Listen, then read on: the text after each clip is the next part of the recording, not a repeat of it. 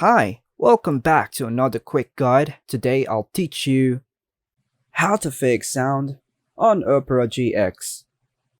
And it's literally an easy process, so make sure to watch until the end of the video to know how it's done. To begin, initiate the troubleshooting process for sound issues by right-clicking on the sound icon and choosing Troubleshoot Sound Problems. Then click Next. Then hit Yes to take effect. Then, you must restart your PC by clicking Next. Following that, perform the next step by right-clicking on the sound icon once more and choosing Sound Settings. In the Output section, confirm that the correct sound device is selected.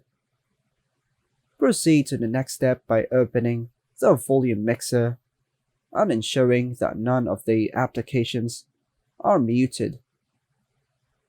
Now, transition to Opera GX settings. Utilize the search bar within Settings and type Sounds. Go ahead and scroll down, then choose Sounds. Confirm that none of the sounds listed here are muted. And that's how to fix sound on Opera GX. And that's all for now, folks. Hope you like and subscribe.